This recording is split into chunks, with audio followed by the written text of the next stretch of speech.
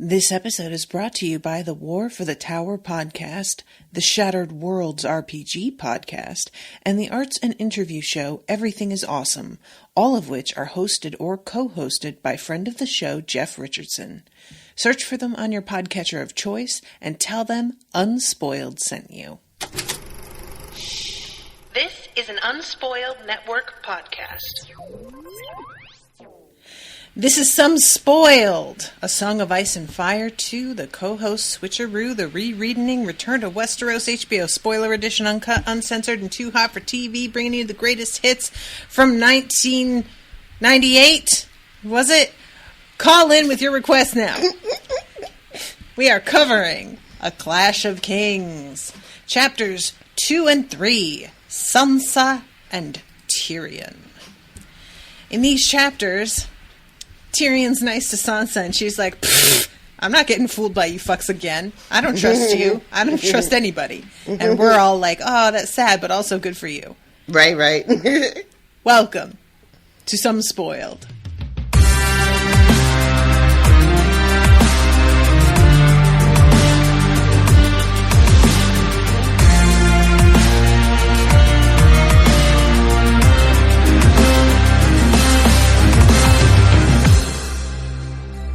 Monsters are dangerous, and just now, kings are dying like flies.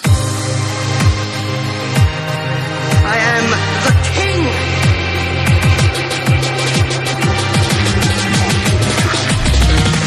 Fuck the king. Welcome to the show, everyone. I am Natasha. I'm Rashawn. So, I think I can hear the rain outside. Is that what I'm hearing? That shit is loud. The storms are happening over there, guys. You hear the thunder? No, I didn't hear the thunder. Or mostly talking over it. I'm bringing the thunder here. I hear myself, if that's what you mean. If that was not what I meant. So, what did you think of these two POV chapters? These are pretty fucking good. Not gonna lie. What do you like about them? What are you into? Small thing I'm into is this recurring conversation about the comet and all the different interpretations and the names, and how some of the names are really on the nose.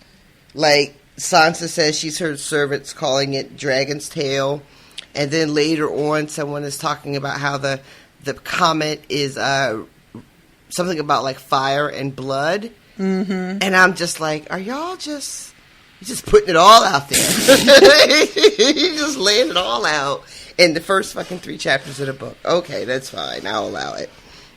There's it's kind of fun how everybody who sees it is like, this comment's for me.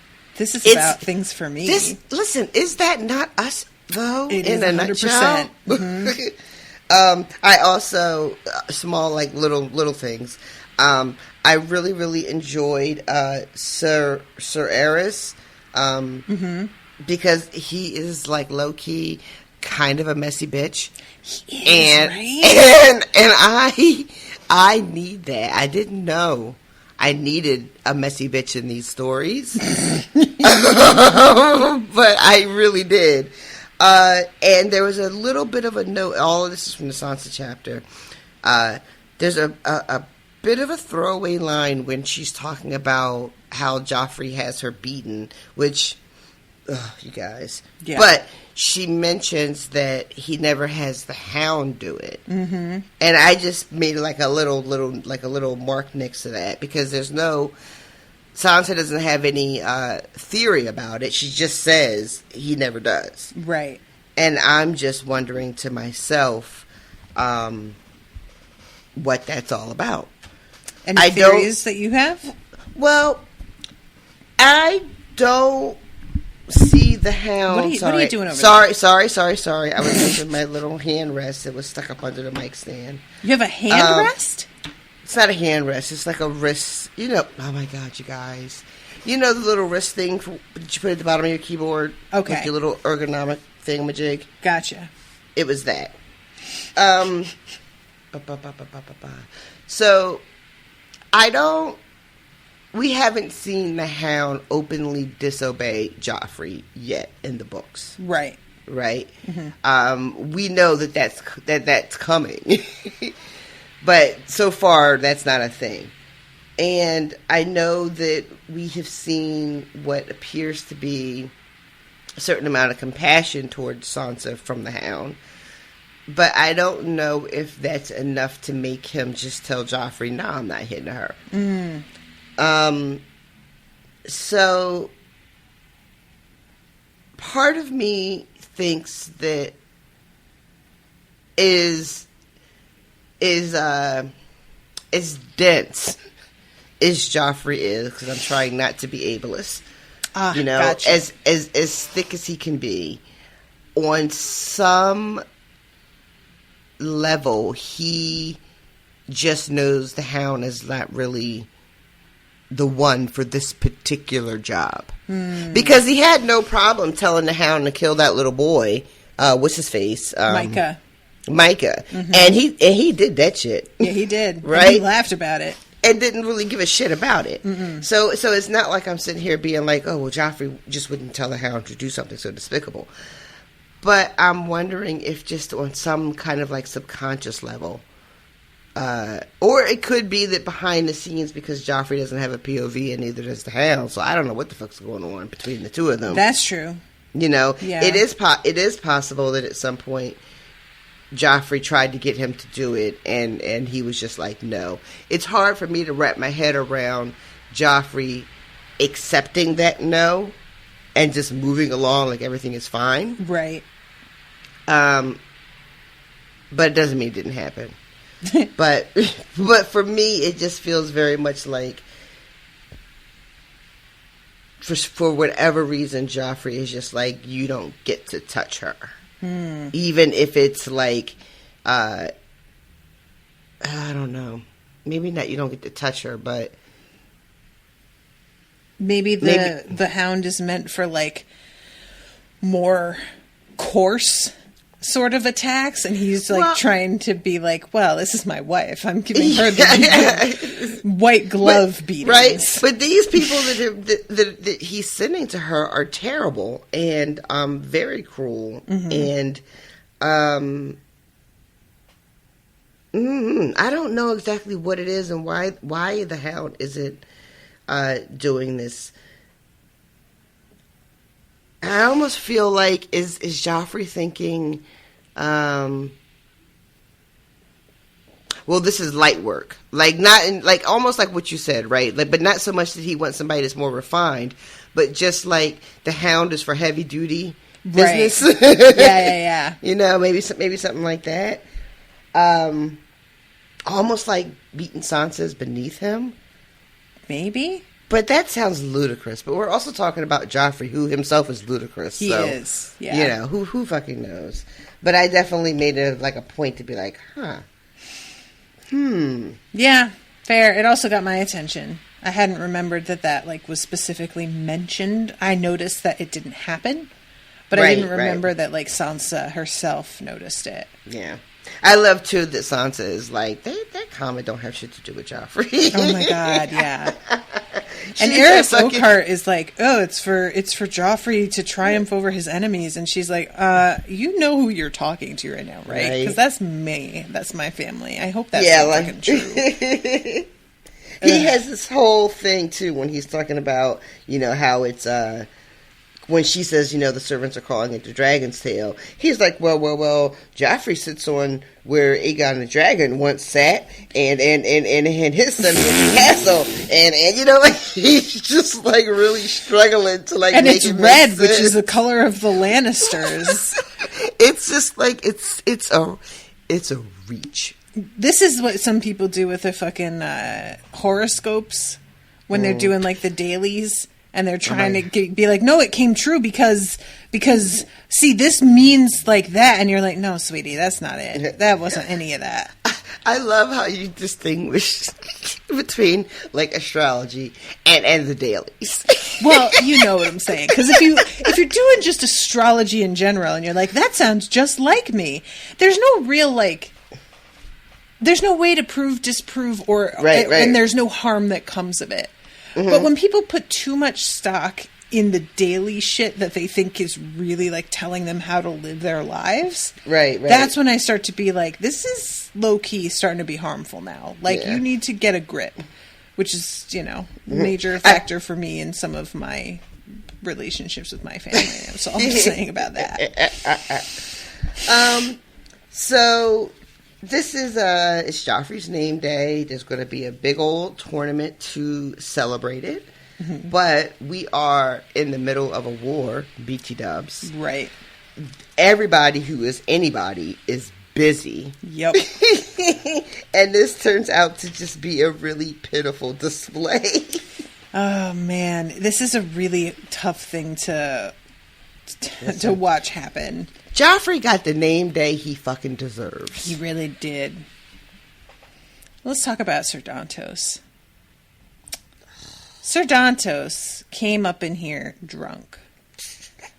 Because, obviously, nobody has really gotten a good grip on what Joffrey is. And they haven't learned to be on their behavior around him the way they should. What? Like, I guess if Robert were still king, it'd be fine to be drunk, because Robert would have also been drunk, and it would have just been a good laugh. I think he'd be irritated, but he'd find it more funny than anything. I think he'd be too drunk to even fucking notice there was another drunk around. Maybe. But, yeah, with Joffrey, he just takes himself so seriously, and his ego is so easily bruised. Any sort of, like, just any implication that somebody doesn't fear, respect, and cower before him is a direct fucking insult to him. He is perpetually offended and insulted at every turn. You know, everything is an offense to him. You know, somebody sneezes in the wrong direction, and you're basically calling him a cunt to his face. Which, like, look, maybe you are, and I'm not mad at you. I mean, I'm just saying, maybe that's what that sneeze meant. It might have. But yeah, so he gets really angry because Dantos, he's drunk. He falls off his horse. Something happens to his pants. I'm trying to find this spot where this happens here. Because, okay. Moros wore a checkered black and gold cloak, yada, yada, yada. Ser Dantos the Red of House Hollard, here it is. Ser Dantos was not on the stallion that trotted into view. The knight appeared a moment later, cursing and staggering, clad in breastplate and plumed helm and nothing else. His legs were pale and skinny, and his manhood flopped about obscenely as he chased after his horse. He lost his pants before he got here. That's right. I thought he had fallen off. No. And that like, I don't know, that his pants stayed. I don't know what I thought fucking happened. This motherfucker showed up with no pants on. Yeah. And, again, I will say, he's getting the name day he deserves. There's a couple of things that they're not really things that happen, but a couple of things that are mentioned before we get to this guy, though. She finds out that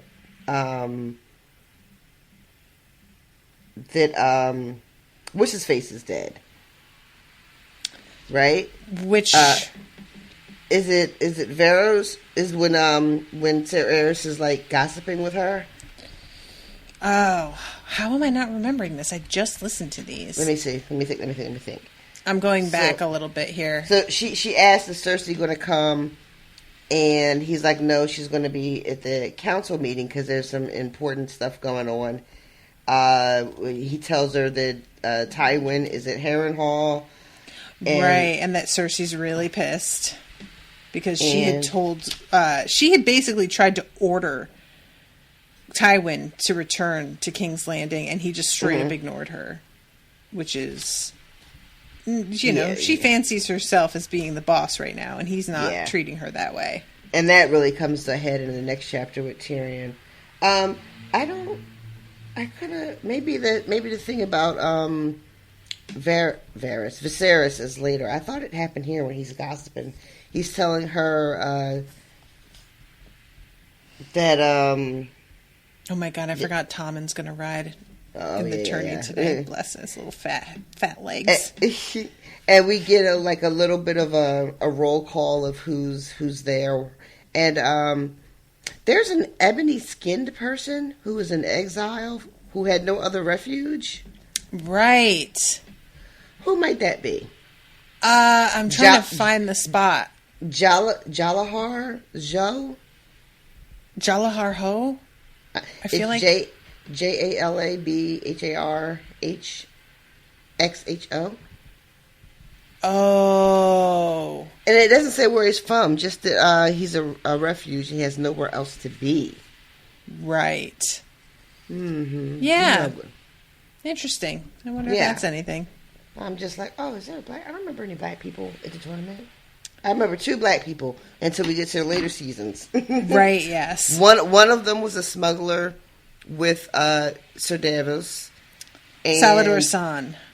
And then the other one was when Dany goes to, is it Karth?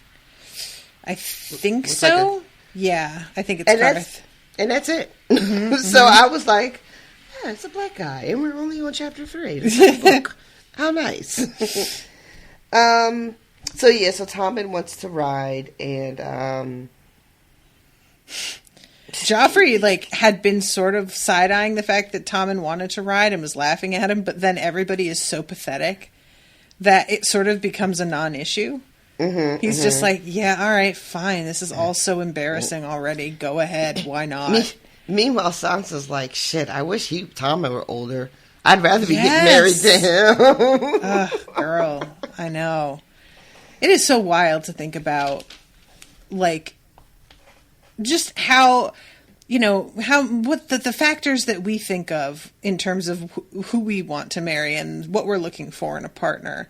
And she's literally out here this actual child would be better because this man is so... Yeah, this other child that I'm about to get married to. Right, yeah, basically. It's so reprehensible. I'd rather have the other one.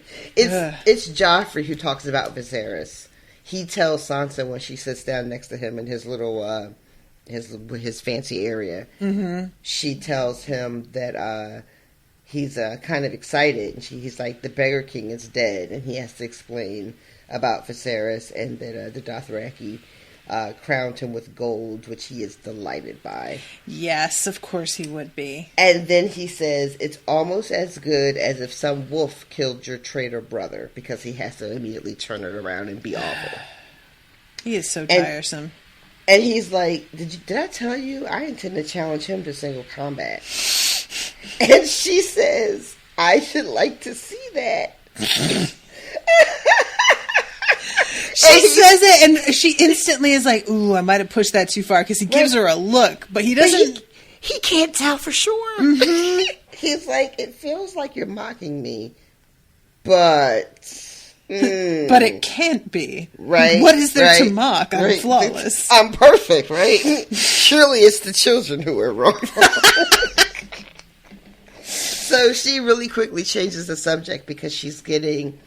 It's still so early, but she's getting better and better, right? Mm-hmm, mm-hmm. So she says she lets this slip out and immediately switches the subject, asking him if he is going to participate. Right. And he says kind of salty, like, well, my mom said it's not fitting. Yeah. Otherwise, I would have been champion. Oh, my God. I hate him so much. And then the Hound says, against this lot? Sure, why not? Sure, why not? And I was just like, God damn. I love that. Everybody is shooting, and I'm here for it. And it's amazing because it's so pointed to me, but he really isn't feeling like he's just not quite sharp enough to really get it. Right. It's and it's so funny too because later on in the Tyrion chapter, when Tyrion is talking to Cersei about hoping to be able to kind of rein in Joffrey's behavior, and he suggests that, well, he'll be afraid. He doesn't listen to you, Cersei, because he knows you'll never hurt him. right? Right. And she's, I'll never let you hurt my son. You must have a fever or whatever the fuck. And he's like, and he thinks to himself, she missed the point, like she so often does. Mm-hmm. But then Sansa asks the Hound if he's gonna be in the tournament, because she remembers that he actually won the last one. And I forgot that he won the last one. Yeah, too. Right. And again, he's just basically like, this is nothing. I would never. Mm-hmm. I just would never. And Joffrey says I should command him to fight to the death. And the Hound says you'd be one night the poorer. And this is a lot of sass. I was wondering where you were going with this, and the fact that it's just, that's a lot of sass was not what I was expecting your takeaway to be. So, and the thing is, I guess because this could be meaning that the Hound is saying he would fight whoever Joffrey wanted, and he would win. Mm-hmm. Right? But for some reason, I also read it like he's in the fuck you would. I just wouldn't be like, I wouldn't work for you no more. Oh, I didn't even think of it that way, but I see what you're saying. But the thing is, I know that the Hound isn't a knight, right? So obviously he's not talking about himself. Oh. You know what I mean? Yeah, once you think about it for a second, you're like, clearly he's talking about what he would do to the person he was fighting. Right. But when I first read it, I read it with a lot of attitude. Yeah, I feel I prefer that, but you're definitely right. That's not what he meant. But I do like that. I like that little interpretation. I'm here for it. So then they're introducing all these people who are fighting, and everyone is terrible. Joffrey is just declaring. Did you just say Joffrey? What are you doing? Did. Are you fucking Detrice over here? I said Joffrey. Oh my god! What are we gonna do? We can't mock him for this now. You just did it. You just ruined it. I listened to the fucking audiobooks. I told you. I listened to. See. Oh, that's what happens. Mm-hmm. Mm-hmm. Man, and you guys know I prefer to read and not listen to them, but today I had them on, and do you see how I was punished? My God. Do you see my comeuppance? I hate it. I was trying to tell Owen that this happens with him, and Owen was just like, I don't remember that ever happening, and I was like, I don't know what to tell you, because I'm only like into the second book, like the first couple chapters, and in total for this series, it's happened like 6 times. So if you haven't noticed, I'm not really sure what to say to you. I think you talked about it in the first book. Yeah. Well, we made quite the to-do about it. I feel like it's inexcusable, but that's just me.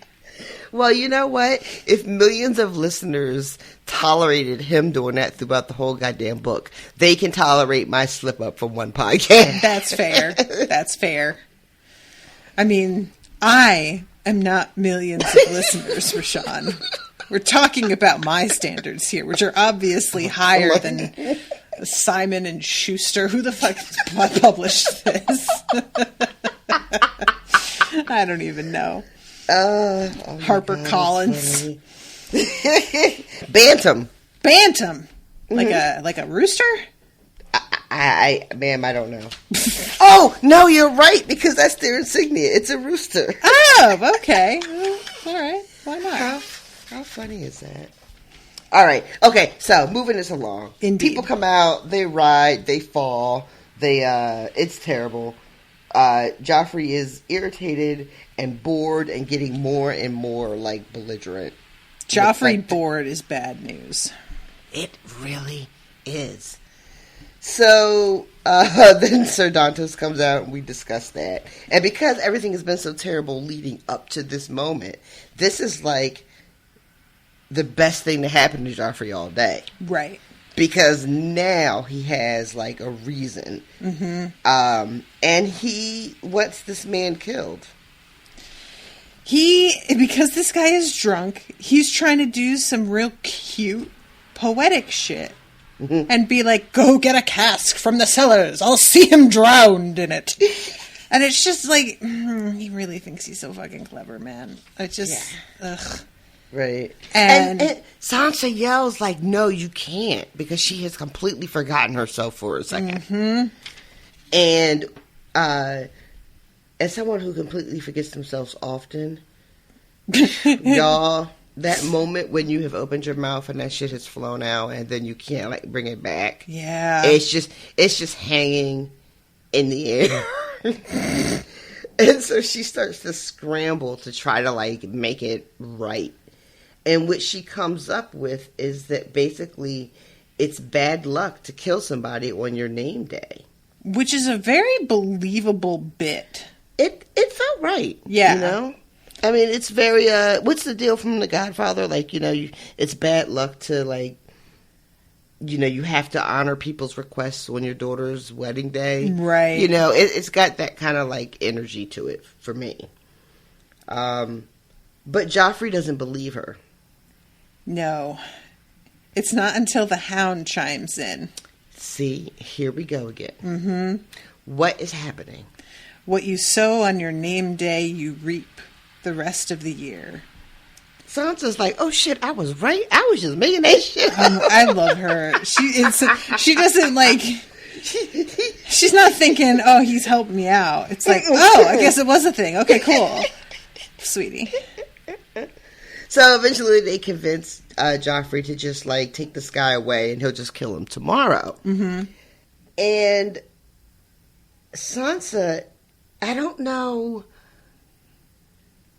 I mean, I'm not going to try to, like, psychoanalyze her too much. It may be just, like, she's just seen too much of Joffrey's brutality and simply cannot stomach it anymore, even if it puts her in danger. Mm-hmm. And she speaks up again, and this time she says,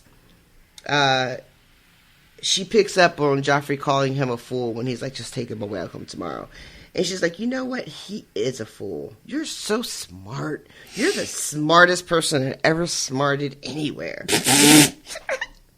We should make him like a clown. We should make him a fool for you. Mm-hmm. It's better than the mercy of a quick death, don't you think? Yeah. Yeah, we should definitely just humiliate this guy instead, to which Joffrey is like, ooh, I do love a good humiliation. Right? He's like, that is right up my alley. And he says out loud to her, which I wanted Sansa to have a moment to reflect on it, but I don't think we got it. But because she says earlier in this chapter how she's hoping that Cersei is there because she feels better when Cersei's around. She feels safer. Mm-hmm. Joffrey says to her in response to her suggestion, perhaps you're not as stupid as Mom says. I forgot about that, yeah. It's such a shame because, like, later on when Tyrion is talking to Cersei, and Cersei tells him that Sansa was the one that came to her and spilled her guts about what in the hell is that?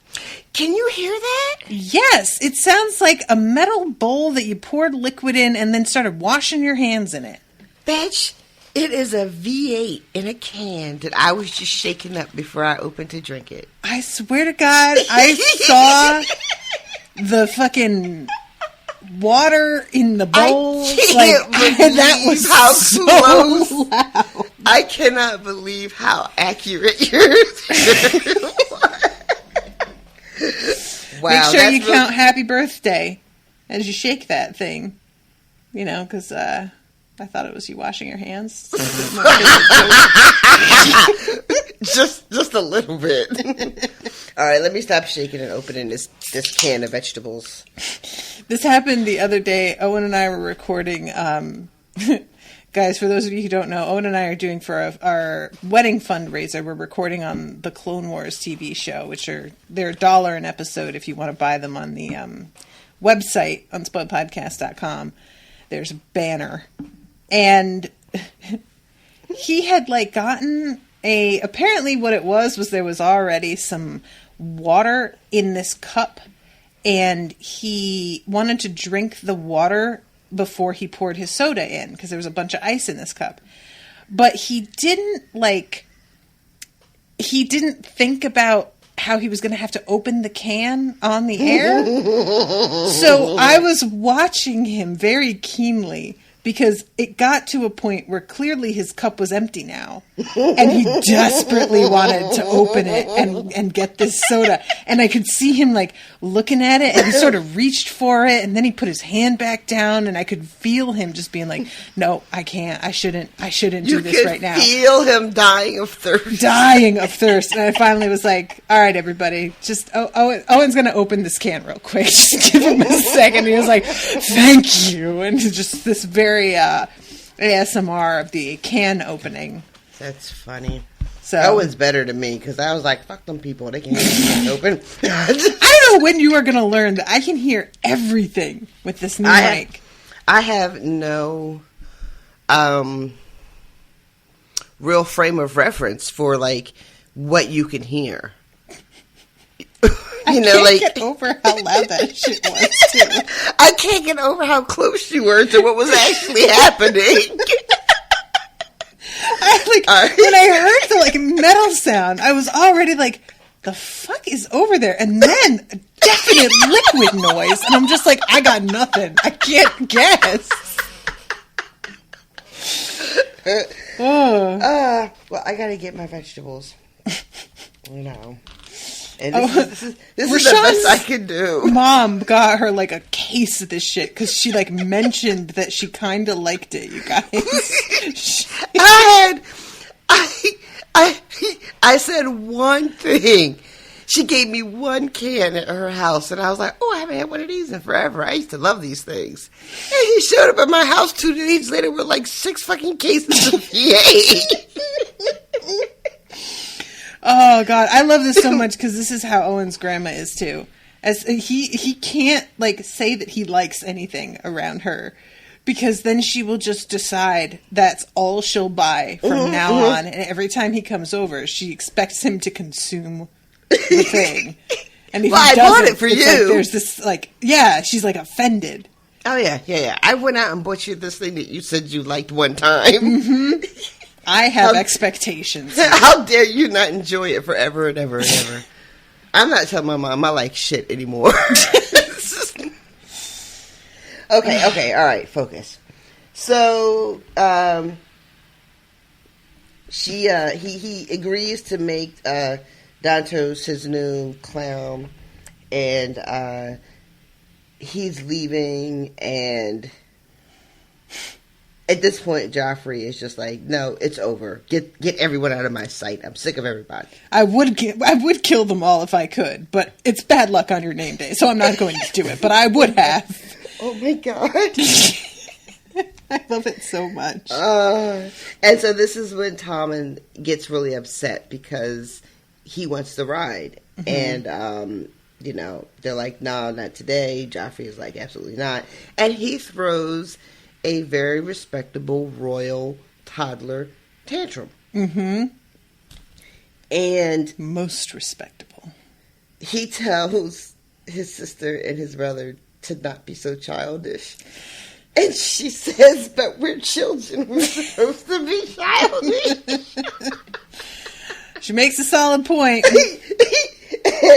And there's really nothing he can do at this point. Mm-hmm. There's nothing he can do but let him do it. So he does his little ride against this straw knight deal. Yeah. That is kind of scary when you think about it. It's not scary, creepy, I think is a better word. Why do you say that? This child-sized stuffed dummy that's armed, even though it is padded, but still, it's got antlers on the top of its head. It's buckled into some kind of. It's in a I'm What trying is to it find on? the spot here. It's like a pivot or something. Oh, yeah. Yeah. So when Tommen goes towards it and like he hits one side of it, it like swings around and bops him in the back of the head and knocks him off his pony. Yep. Oh, Lord. Yeah, that's one of those things that I remember from A Knight's Tale. And those of you who have watched the Heath Ledger vehicle, it is... I do not know of what you speak. Oh, wait. This is that really bad movie before he got really famous. It's the what did you just say to me? Wait. Is it not a bad movie? I have not seen it. I could also be confusing it with that Martin Lawrence Black movie that came out. Oh, God. I hope that, for your sake, that's what you have done. One of the two of those movies was a bad movie. I just wasn't sure which one it was. Yeah, A Knight's Tale. I actually watched that not too long ago with Owen because he had never seen it, and it was one of those that was very formative for me. Really? First of all, Paul Bettany is like buck naked in it, and I have feelings about that. That's the guy that plays Vision. Yeah. He is Sans Pantaloons.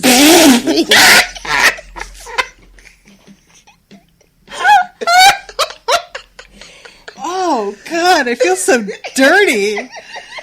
Why is it so much worse? Because I meant it to be. But yes, he is indeed Sans Pantaloons. Yeah, he is a gambler. And when they find him, he just had a real bad stroke of luck. And they took all the clothes off his back, basically, to pay his debt. Oh. He plays Chaucer, by the way. As in the Chaucer? Mm-hmm. You know what? Maybe I'll watch this movie. It's a good time. It really is a good time. It's like, the whole point of it is that it's not historically accurate. That's part of the fun of it. But as soon as you get on board with that, it's a good time. Yeah. It's got a pretty good soundtrack. A little bit on the nose sometimes, but enjoyably so. I recommend it. And you'll get a lot of jousting, which is, one could argue, research material for Unspoiled. So I'll write it off on my taxes. I was about to say, yeah, put the rental on the company credit card. I need a company credit card. Girl.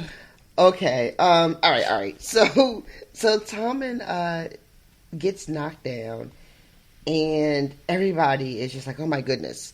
And they run over to help him, which they should, because this is a fucking child. And he's also a prince. Oh, that too. Mm-hmm. And Sansa's like, you should probably go and see if your brother is okay. Yeah. He's literally like, why? Yeah. She says your brother might be hurt, and he says, what if he is? Yep. What a horrible little person this is. Good God. But again, Sansa is just like filled up or hopped up on something. I don't know.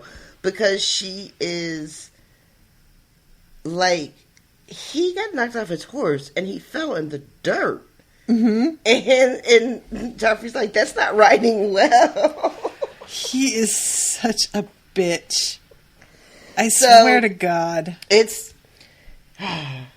But while all this is happening, the Hound notices that it looks like Tommen is going to get up and try again. Mm-hmm. And this is where Sansa's thinking to herself, if only he were older, I wouldn't mind marrying him. Yeah. And then Tommen. And then the gates open, and like all these people come pouring in. Mm-hmm. And they are carrying the Lannister banners, and they're looking like hell. And people are trying to figure out, like, what the fuck is this? The gates are supposed to be closed, so how'd y'all even get in here? Yeah, Joffrey is really feeling a way about that in particular. Mm-hmm. And it's just, some of them look like sellswords, some of them are armed and like, what does he call them? Oddments? I forgot about that. Which is a really fun word. I don't think I've ever read that or heard that before, but I like it. It's one of the words that Dumbledore says in the first speech that he gives at Hogwarts to welcome. Is it? Yeah. It's nitwit, blubber, oddment, tweak. Oh, what he just said, I want to say a few words. Yep. That's exactly the joke. But allow me to say a few words.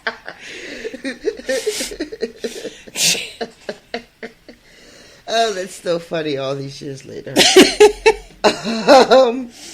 And then, some of the people in the group are like, nothing anyone's ever seen before. Mm-hmm. And these are, of course, Tyrion's friends. Right. And so then Tyrion comes riding in, and we realize, what has happened, what this is. This is, his regiment bringing him back to King's Landing. Mm-hmm. And, he comes and says his hellos. He gets in some barbs on Joffrey, even though Joffrey, again, is just not quite sharp enough to realize that's what's happening. Wait, hang on. I'm sorry. Okay. What's going on? I got distracted by one of the barbs, I think. Tyrion goes to one knee before the king and says, "Your Grace." And then Joffrey says, "You." Wow, real quick he is. Look at him. And Joffrey's Tyrion's like, "Yeah, me. Although a more courteous greeting might be in order." But someone comes up to you and is like, "Hi, nice to see you, ma'am," and you're just like, "You." Oh, yeah. Just awful, just awful. I mean, it just goes to show, Cersei, what have you been doing to prepare this kid? Because obviously Robert wasn't doing shit, right? Robert had barely any involvement with this child. That's clear to see. Right. The only influence that Robert ever had on Joffrey was getting him to understand that beating your wife yourself is not beneath you. Yeah, is beneath you. Otherwise, there's nothing. So, I really want to know, in terms of decorum, I would have thought that would be something that he'd be taught, and I can't tell if he doesn't care or if he just was never taught. I feel like, one, I'm pretty sure we saw Robert smack Cersei right in her face one time. We did, but it wasn't in front of Joffrey. Right, okay. As far as why he acts this way, I would imagine, would have been taught all of the same sort of, you know what, though? Maybe? Because I was about to say the same sort of teachings that all the noble children have to kind of go through, right? Mm-hmm. And your pleasantries and your courtesies and knowing who's who and what house belongs to what. And he probably learned all that shit. He just doesn't give a fuck. Yeah. And the result of being the firstborn male and the heir to the throne has allowed him to actively not give a fuck. Yeah. All through. So, I almost don't. It's not that I want to give Cersei a pass, but I also don't want to make her wholly responsible because, from what I remember, Tommen wasn't this way. I'm thinking Joffrey is just a bad seed. He definitely is. It just feels like, for me, and Tommen definitely isn't this way because, as you say, he is a bad seed, and that's really the factor. But what I'm curious about, because we're saying, he probably got that education and he just doesn't give a fuck, and likely that is all it is, but I could even see him having, refused the education. That he was supposed to take these classes, and but he just fucked off. He just somewhere. was like, "I'm not doing that. Fuck you." And they were like, "But sir, but you must." Right? And then he just fucked off and did whatever he wanted. You know what? That's equally plausible, honestly. Because, like, what are they going to do? Mm-hmm. Once he says no, what are you going to do? And I could see Cersei, them coming and telling her, he didn't come to his thing today, and her being like, well, he's got lots of years before he needs to worry about that sort of thing, so it's fine. And then, the only thing about that is that she's planning to kill her husband. So really, she should have more of a plan in place. Yeah. She should have started that preparation earlier if she knew she was going to be murdering her husband. Yeah. I love, I want to say Myrcella, but there's an R in there. Myrcella says, I'm glad you're not dead. Oh my God. And he's like, hey, me too. We really have some things in common here, kid. And he tells Sansa that he's sorry for her losses, he says. Mm-hmm. Which is weird. I'm sorry for your losses. Yeah. Who am I missing? I mean, her father has been killed and her sister is missing, I guess. Oh, I was thinking that he didn't know that Arya was missing until he talks to Cersei and she admits that she lied about having her. Oh, you're right. You know what? I bet it is because all of their servants were killed. So he has to know that they, like, basically everybody that was a member of her household that was supposed to be guarding her is fucking dead. That's true. That's right. So yeah, okay. Losses. That's fair. All right. She doesn't know what to say, and she can't tell if he's being sincere or if he's being cruel. Yeah, and if he's trying to trick her. Mm-hmm. So she just does they were all traitors, right? And before that, he says, "I'm sorry for your losses. The gods are cruel," and she's like, "The gods? It was Joffrey. What are you talking about?" Yeah, I forgot about that. And then he tells Joffrey, "I'm sorry for your loss," and he's like, "What loss?" Oh my God, this fucking kid. Yes, Tyrion is like, "Your fucking father. He was a big guy with a black beard. He was the guy that was king before you. You might remember him." Such episodes. I fucking love that. Joffrey. Yeah. Oh, him. Yes, it was very sad. Killed by a boar. Oh, is that what they say? They.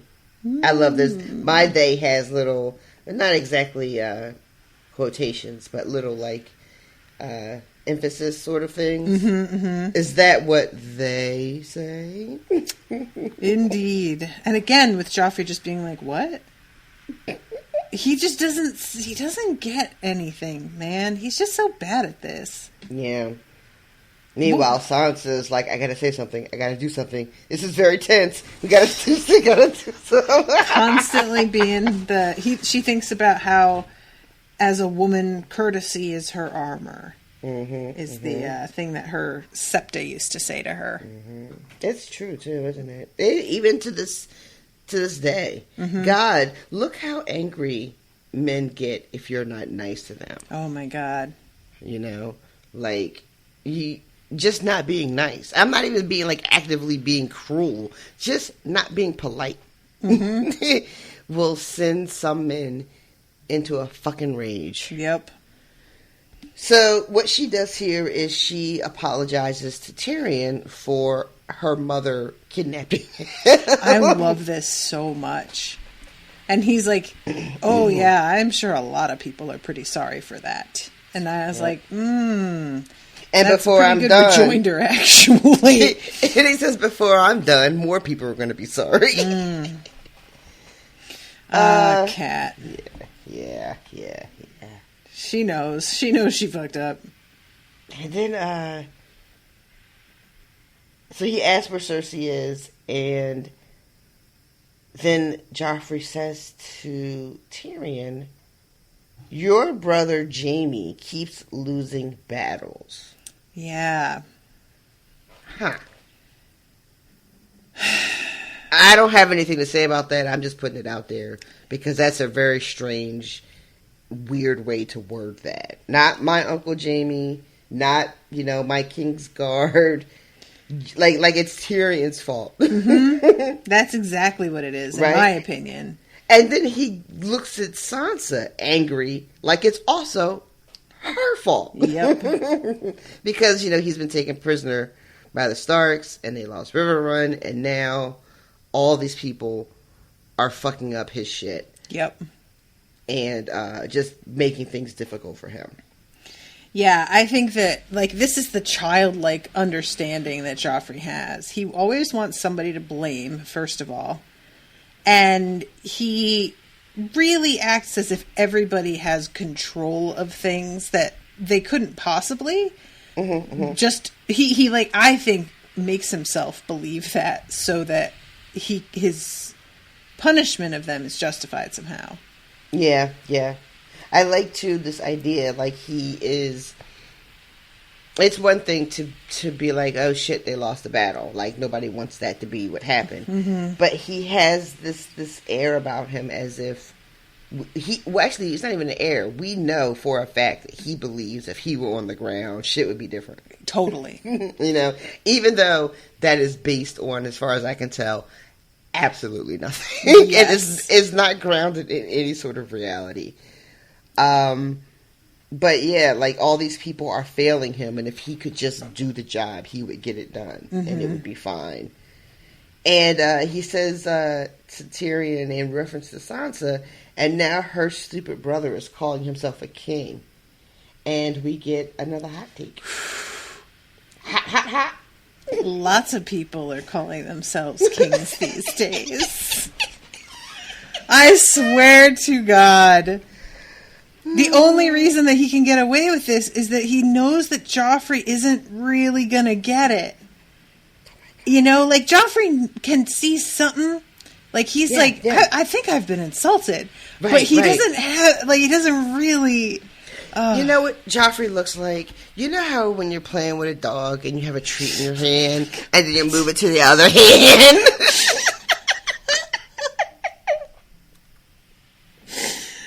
Damn. Too harsh? No, I thought it was, not even. That's great. Oh, man. But yeah. I mean, it's just so, I'm so embarrassed for him. He has in a lot of ways. Because the thing that's so difficult, it's so embarrassing, is that he is so close. He knows he's being fucked with. Mm-hmm. But he doesn't understand the how of it. Yeah. Right? And the what about it that was fucked up. He just, he's... and so he says back to Tyrion, well, okay, yeah. I'm glad you're not dead. Did you bring me a present for my birthday?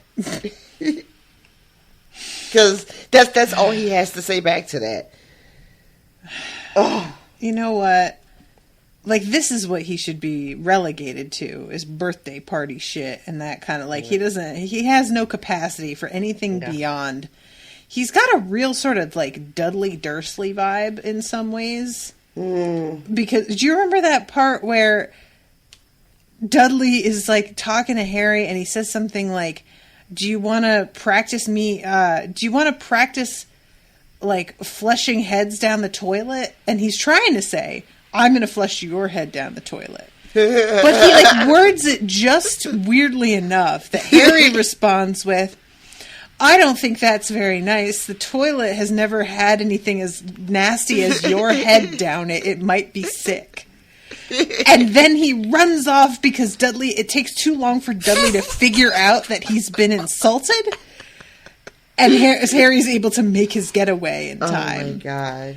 And that's kind of the energy here, where it's just I'm just going to just get one off and then I will be gone before he fucking figures it out, And and when after Tyrion says that and they leave, the Hound is the one who says something to Tyrion about watching his fucking mouth. Right. I forgot about that. Yeah.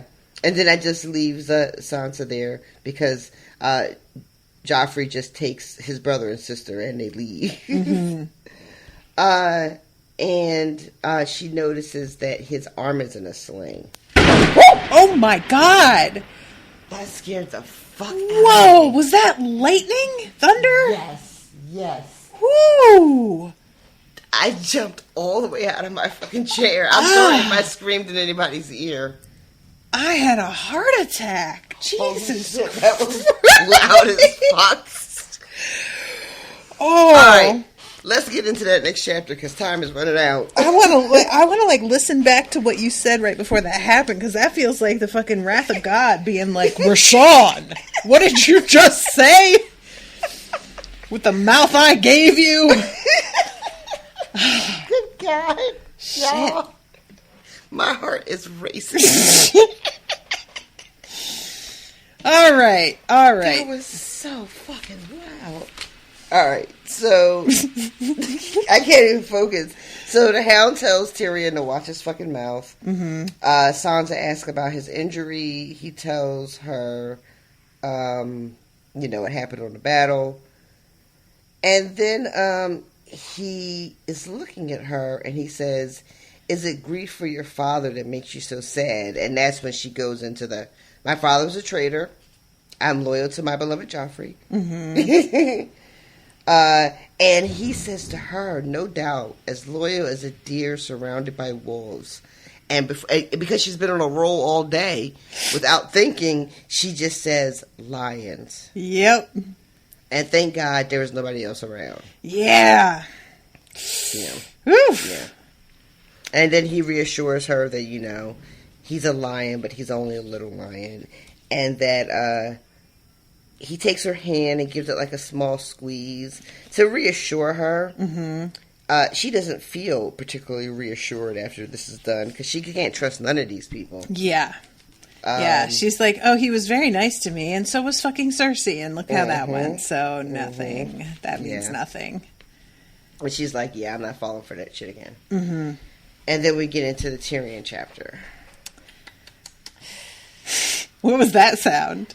It was me being terrified that it's gonna lightning and thunder again, and my lights are gonna go off. I'm shook. I'm so shook. Man, that really was scary, though. That's how, when I was living in Philly, that kind of thunder didn't happen. I've had that since I moved here, because Texas gets it all the time, but that's unusual there. It is. It's, what can I say? It's the end times, y'all. So, what can I say other than predict the apocalypse? So Tyrion has this letter from his father, and he wants to go see it. Wants to go see his sister, and people were like, "No, she's busy. She doesn't want to be disturbed." Mm-hmm. And he has to fight to get taken seriously at all here.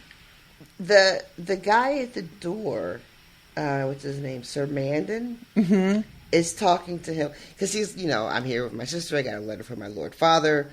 Her Grace doesn't want to be disturbed." And Tyrion repeats himself, and the guy just says it back like maybe Tyrion just didn't hear him the first time, or it's just too slow to understand what he said, so he has to repeat it.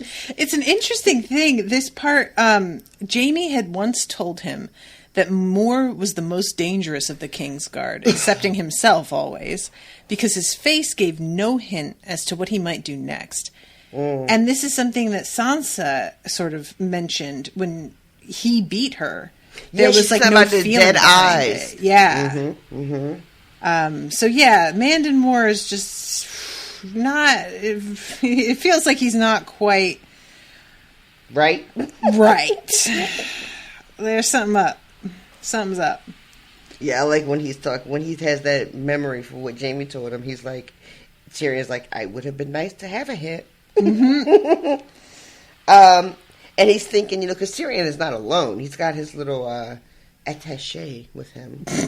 Indeed. And he's thinking, okay, so my guys could probably take him, if it came to it.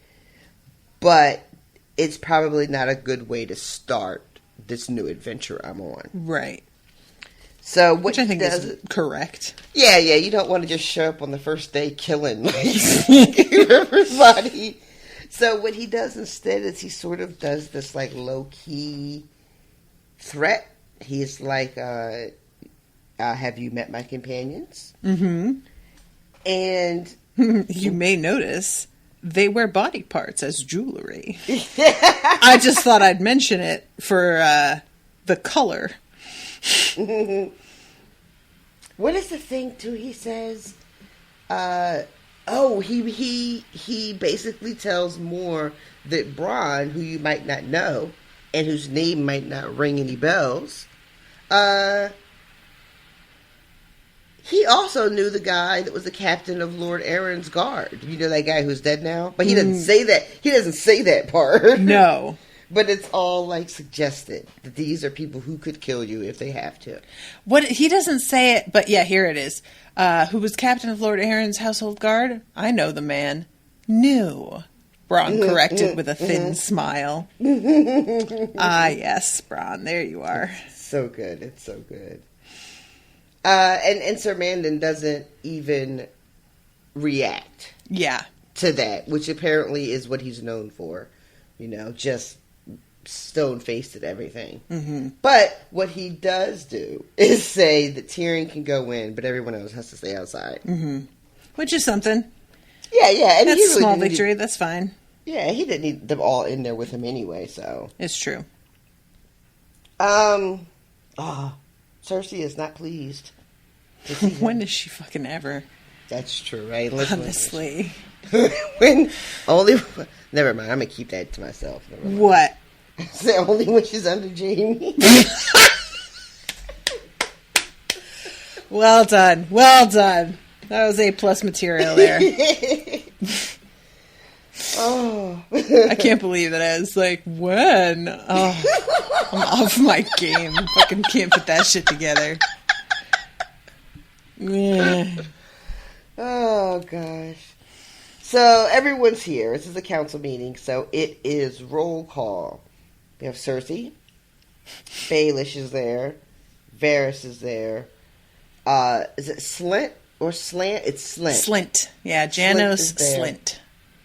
And, did I say Varys? Pycelle's there. That's the other person I was missing. Fucking Pycelle. You see how, like, who wants to count him? Honestly, he's so worthless. Oh my god. And then Tyrion is, because she says to him when he walks in, you, just like Joffrey did. You know what? I was asking before, like, didn't anybody teach him? She taught him. What am I even thinking? Because she doesn't know how to act either. Mm-mm. I don't know why I'm out here surprised when she's just clueless. Ugh.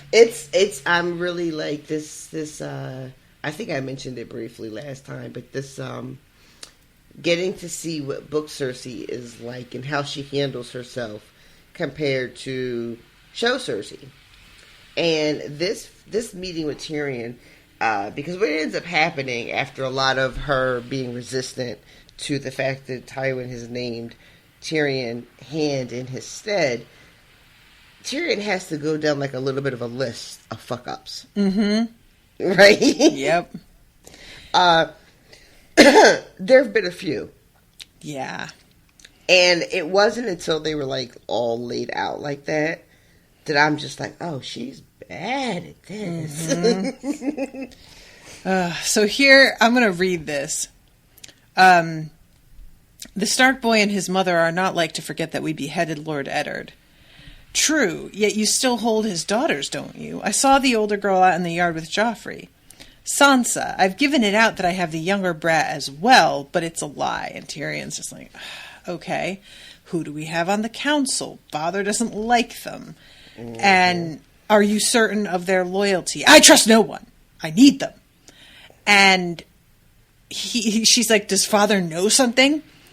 He knows that your son's short reign has been a long parade of follies and disasters. He suggests someone is giving Joffrey very bad counsel.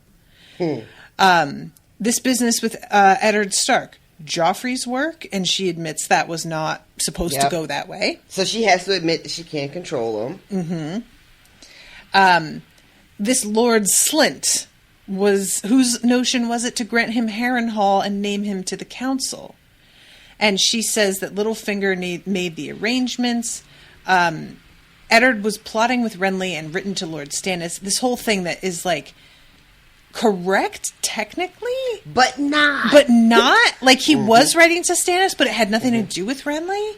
Right. And then Peter. Was it Peter Baelish? Was it Joffrey's wish to dismiss Sir Barristan? Joff wanted someone to blame for Robert's death. Varys suggested Barristan. Why not? It gave Jaime command of the Kingsguard and a seat on the small council and allowed Joff to throw a bone to his dog. And he says, I hear that useless old fool slew 2 of Slint's gold cloaks when they tried to seize him at the Mudgate. I don't know. Did we know about this? I don't think so. I know he stalked out of there with a lot of I wish a motherfucker would energy, but I don't think we knew that he actually had to kill people to get out of the city. Yeah, because she's calling him a useless old fool, and that's what, like, Tyrion just sort of throws this in her face, because he's like, oh, useless old fool who fucking killed a couple people with no problem? And she says, his sister looked very unhappy. Janos should have sent more men. He's not as competent as might be wished. Sir Barristan was the Lord Commander of Robert Baratheon's Kingsguard. He and Jaime are the only survivors of Aerys Targaryen 7. The small folk talk of him in the same way they talk of Serwyn of the Mirror Shield. What do you imagine they'll think when they see Barristan the Bold riding beside Robb Stark or Stannis Baratheon? Cersei glanced away. I had not considered that. Father did, said Tyrion. That is why he sent me, to put an end to these follies and bring your son to heel. And this is the whole moment where she's like, I'll never let you hurt him. And he's like, oh my fucking God, I'm not going to. But he doesn't know that. Right, he's going to feel less certain around me than you. And he feels free to walk all over you. We can't have this. Right. It's this also, this I wanted to call it the airing of grievances. But this listing. Festivus. Right. So we get Peter is the one who recommends putting Slint in that spot, which is terrible choice. Yep. It's Varys who suggests getting rid of Selmy, which, like, I don't even, like, there's a lot of other agendas. Right. And what do you think the point was to either of those things? I'm sorry if you guys can hear my creaking desk. It's so loud. It's hard for the thing about Janos Slint. If Peter is wanting to weaken the royal family standing or whatever, right? Mm-hmm. And cause dissension, that's a good way to do it, because we remember how upset practically everyone was. Right.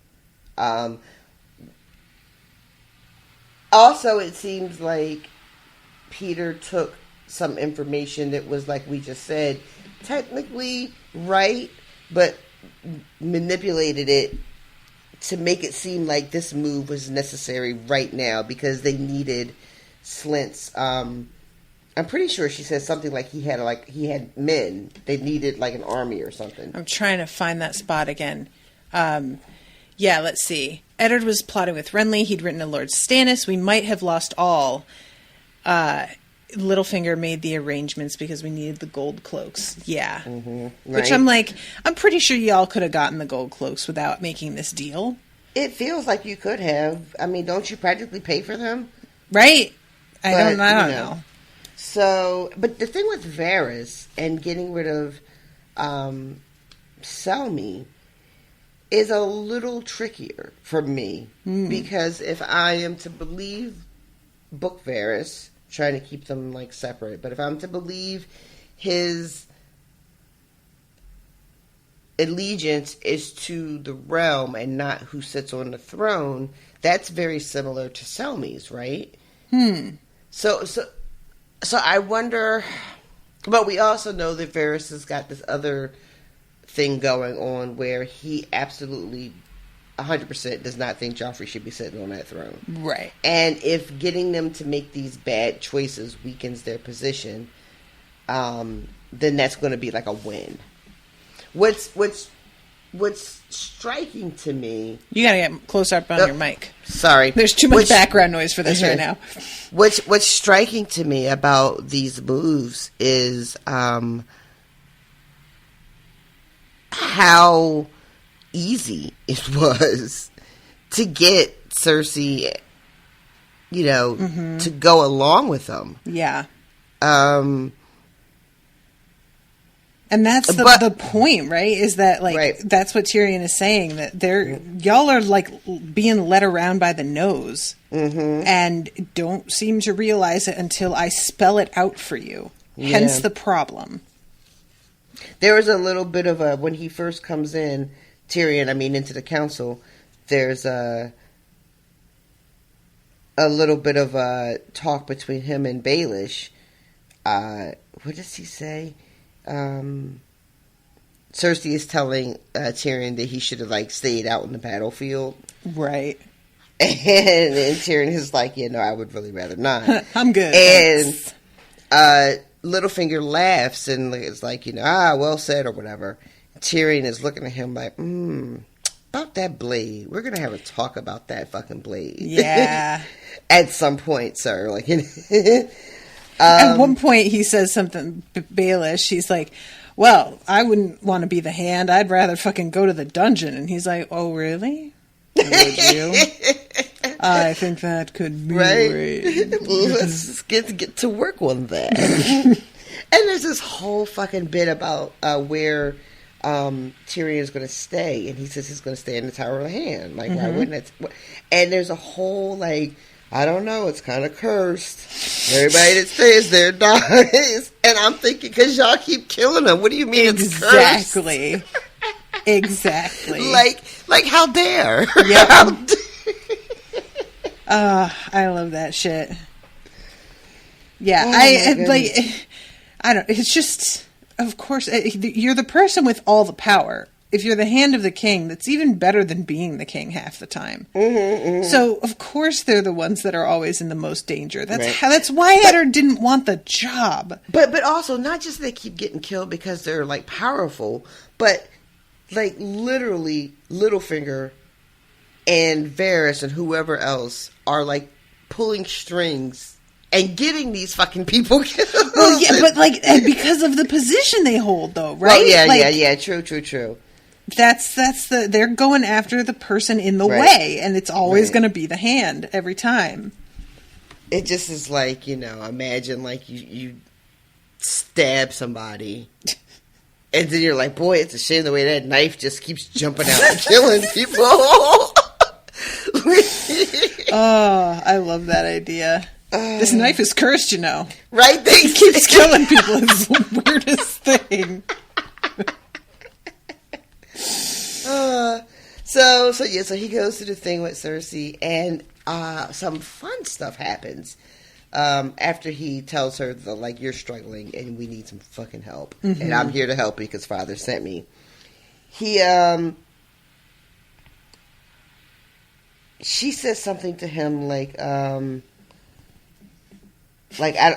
accept you. You should be the king's hand, but I'm the hand in truth, right? You'll be the king's hand, but you'll really be my hand, and you'll be working with me. You'll share all your plans with me and all that stuff.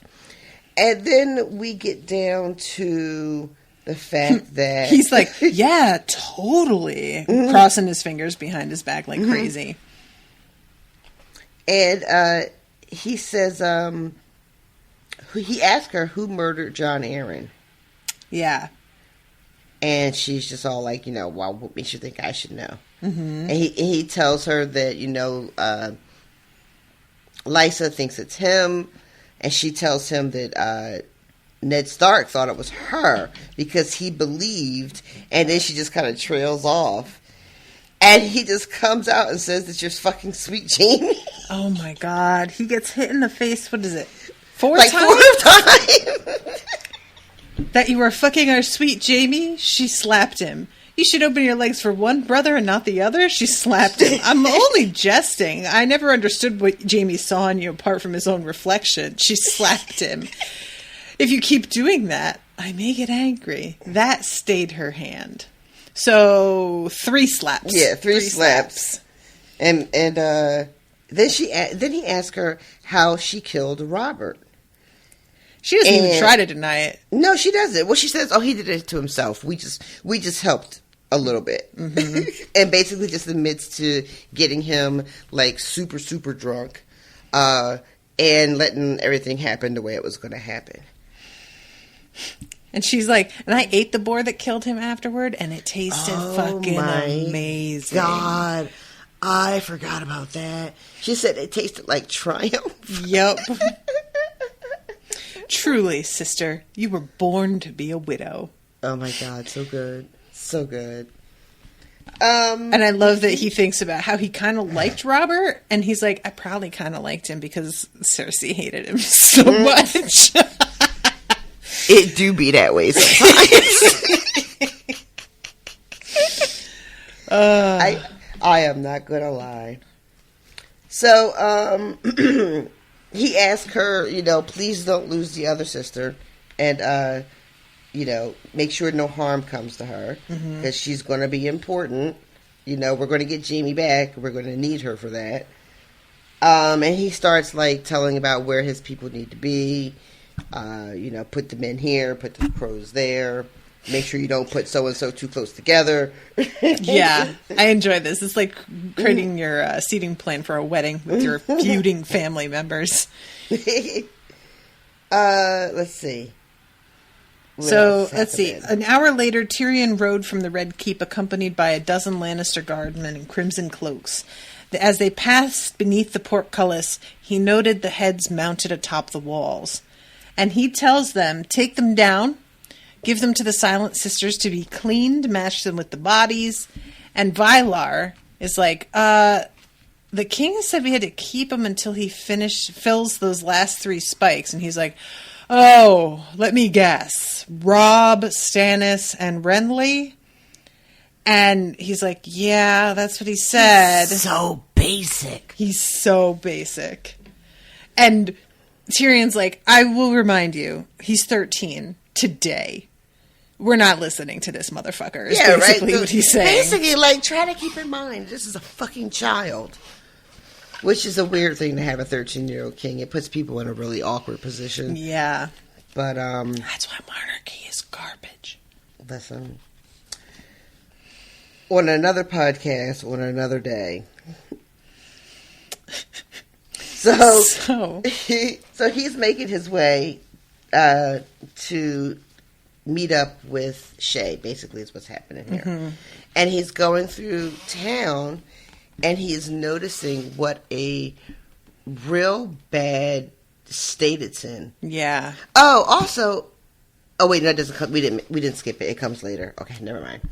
So he notices that there's no food. No. Somebody's selling rats. Somebody is selling fresh rats and doing a nice bit of business. And Tyrion has to be like, I guess it's better than the alternative. Yeah, he's looking at the other food on the street, and it's bad. And he's like, yeah. I think I would rather eat a rat, actually. Yeah. And it's what's happening is that with the war, there are people flooding into the city for safety. With Renly on one side, and I guess Robb on the wherever he is. The what do you call it? The chain of production has been interrupted. Right. Yeah. So shit can't get into the city the way it used to. So things are dire. Yeah. It's like the pandemic. All of a sudden shit just started to disappear off shelves, and you were like, oh, right. I guess we need shipping and stuff to be functioning. Did we skip the wildfire part? No, here, I think it comes up here. He had told Cersei he intended to take the measure of the city. He asked if there's food coming in, and he asks what Cersei's doing about it. And Vylar says she's taking steps. Lord Slint has tripled the city watch, and the Queen has put 1,000 craftsmen to work on our defense, strengthening walls. And the Alchemist Guild has pledged 10,000 jars of wildfire. There it is. And Tyrion's like, I'm glad Cersei's doing shit, but wildfire? That feels like a bad sign. Yeah. And he also asked how they're paying for this. And it turns out they're taxing everyone who's coming into the city because everybody's fleeing the countrysides right now. Right. That's what I thought we had skipped. But, yeah. Ugh, gross. Yeah. Yes, that would work, Tyrion said, thinking clever. Clever and cruel. Mm-hmm. Once they reached the city, they would doubtless pay over all they had to put those high, comforting walls between them and the war, though they might think twice if they knew about the wildfire. It's like a death trap. Mm-hmm. So, yeah, this is where he gets off, was what I was going to say, and then I realized the double meaning behind that, but it's fine. He gets to the inn, and fucking Ferris is already there, sitting talking to Shay. Much. How did he get there so fast? Tyrion himself would like to fucking know. It's like the fucking joke from the show. I love the way Varys can woo her. Everybody has teleportation. Because wasn't he just at the small council meeting? Forgive me if I intrude. I was taken by a sudden urge to meet your young lady. Young lady, Shay repeated. You're half right, my lord. I'm young. And Varys has wrong-footed Tyrion so bad here that he really has to force himself to be cool.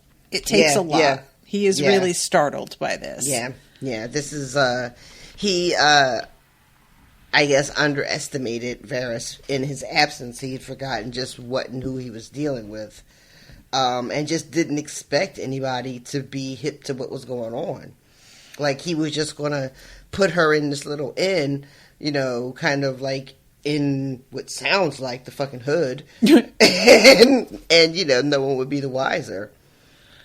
Yeah, and I love that when she keeps calling Varys my lord, Tyrion gets a little bit salty over it. Oh, he does not like it. He's like, that's what you call me, damn it. When we are fucking, by the way.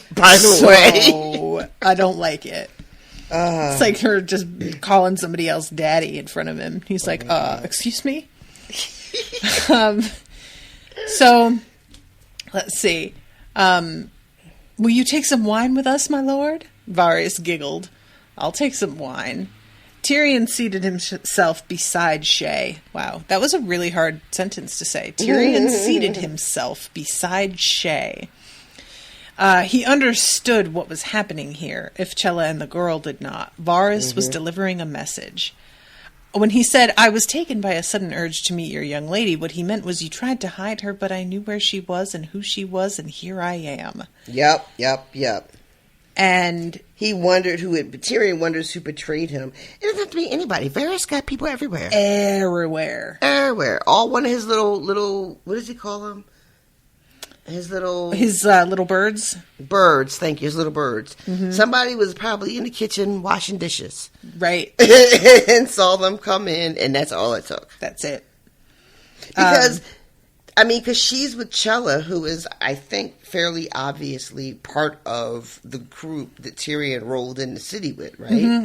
Yep. And Chella is also going to stand out because she wears, like, people's ears. Yes, she sure does. And how, like the necklace and shit. Like the fucking Daryl from The Walking Dead. Oh my god, that's right. I forgot all about that. I got a box from, like, one of those, Loot Crate, I think it was, and they had like a necklace of rubber ears as one of the things they gave away in a box one time, and I was like, this is so useless, guys. What am I going to do with this? Who would fucking want? I guess if you're cosplaying Daryl, it comes in handy. Yeah, I guess so. Other than that, fucking useless. But so my point is, this is not a group of people that are blending in.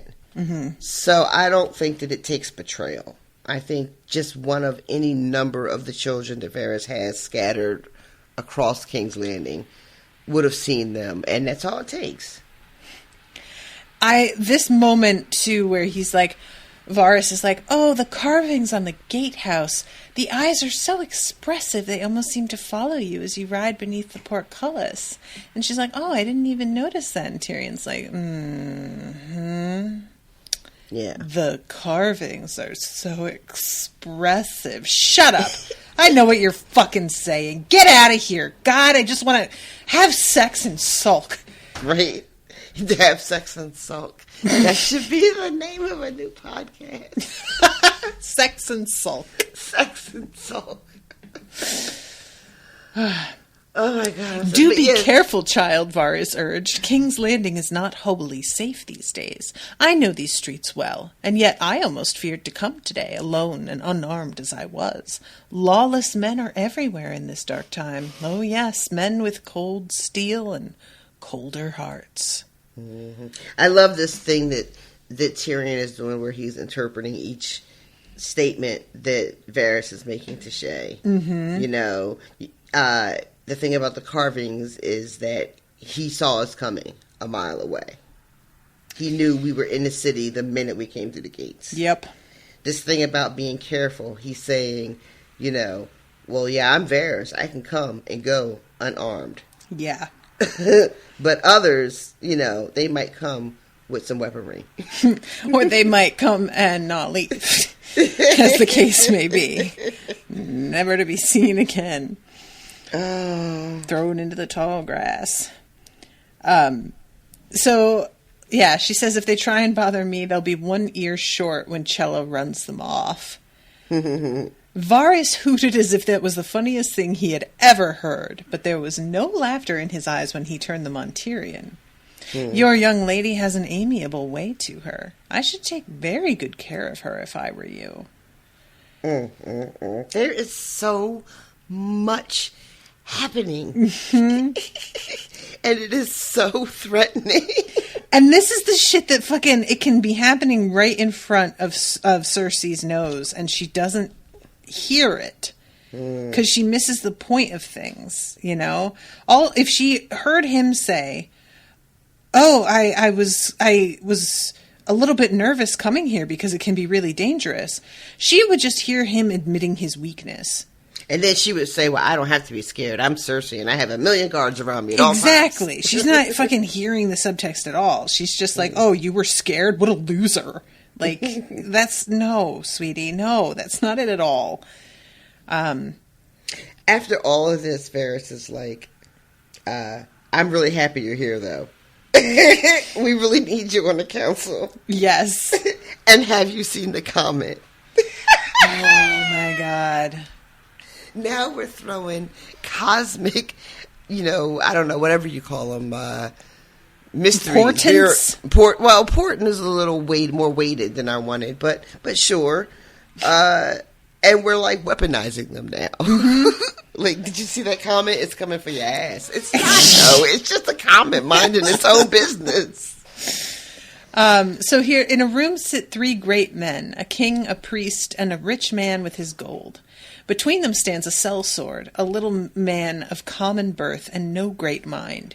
Each of the great ones bids him to slay the other two.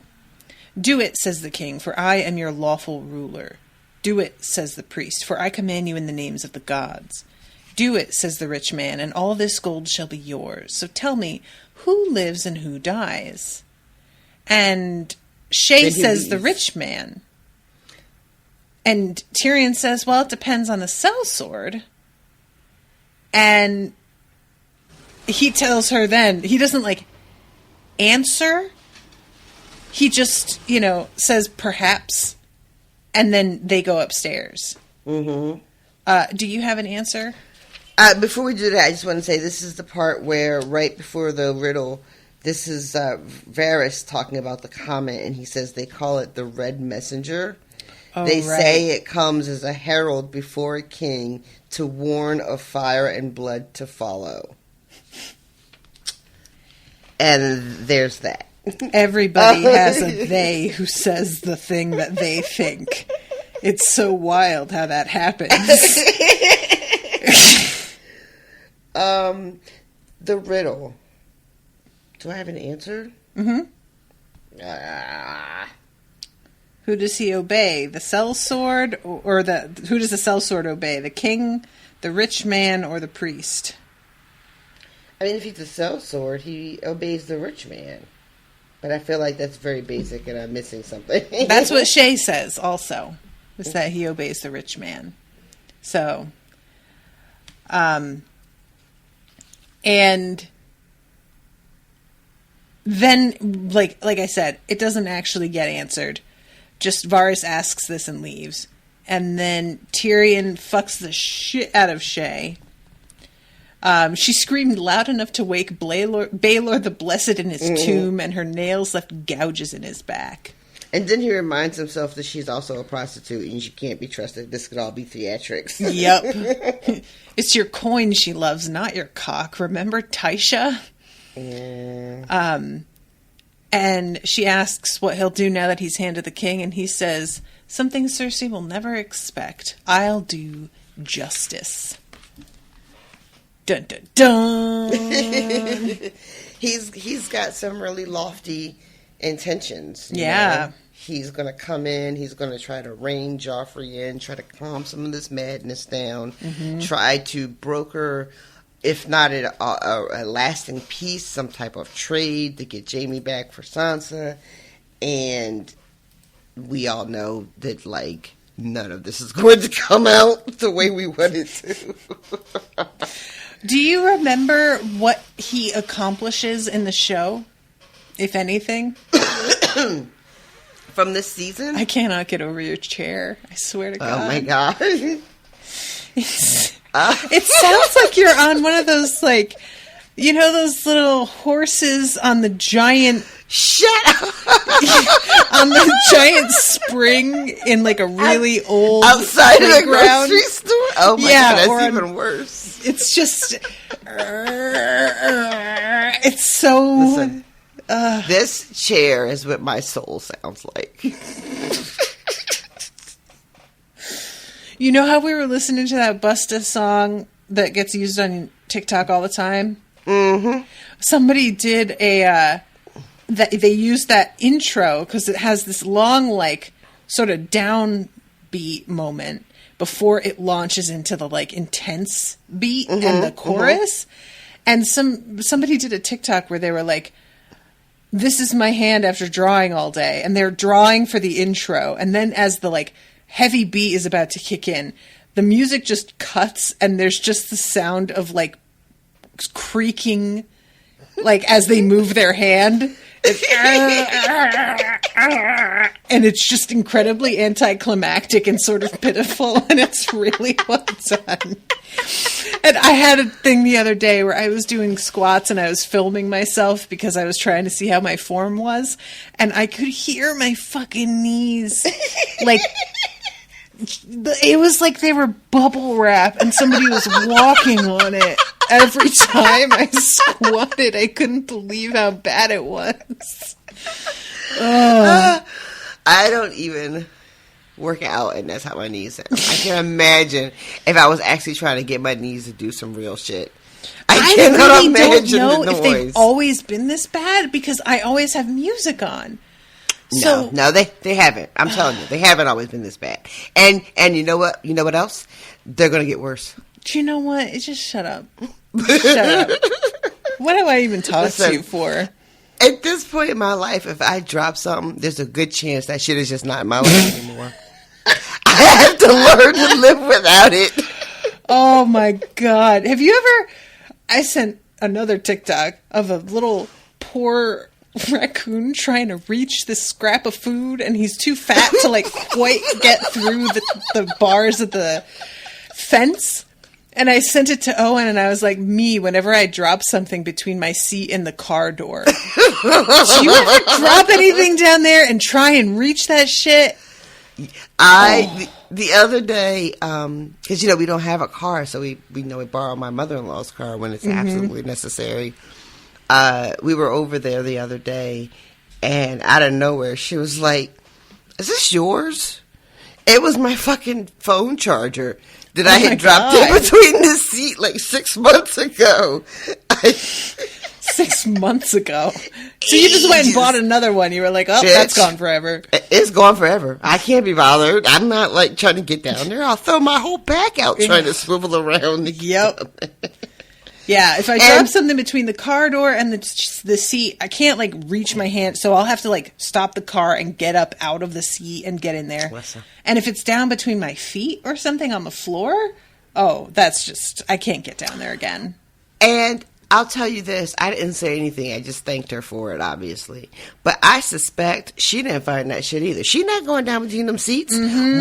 One or two things happened. She either took a car to get detailed, or my 8-year-old nephew was in the car. And he was under the seat and he found it. Crawling around like a fucking hermit crab all over everything. Finding 8-month-old Skittles on the floor. I'm just glad it was just a phone charger I dropped in there, because that could have went a different way. Without saying too much. Anyway. All right, guys. So I'm going to say hi to new patrons real quick. We've got Malene Taylor, Aria Tolman, and Michaela Ketchum. Welcome to all of you. Y'all have awesome names, BT Dubs. I appreciate you becoming patrons a great deal. And I hope that you have been enjoying the content. Unfortunately, today's recording of Mistborn did not record because I did something. And that won't be up next week. Apologies. By the time this is up, that will have passed, I guess. But, yeah. And I also want to throw out a thank you to Austin Arminio for, again, sending me information on these chapters. He's been trying to do that ahead of our recording so that in case we have questions about anything specific, we've got some stuff. And I just really appreciate the effort. You know, we have the Austin for this show, and we have the Brendan Hone for Dresden Files, and it's very helpful a lot of the time. So I love that there are people that are so deeply invested and in love with the world that they just want to share the info that they have. Like, it's like a treat, you know? It's a combo of they want to share the info, but they also don't want to stand off to the side screaming at us as we get shit wrong repeatedly. So they just scream at us in advance. Like, in anticipation of you not knowing the answers to the following questions. I'm sorry, everybody. I'm an entertainer. I'm not great with the facts all the time. But yeah, so thank you guys again. And if you're interested in becoming a patron and listening to Mistborn, you can do that at patreon.com/unspoiled.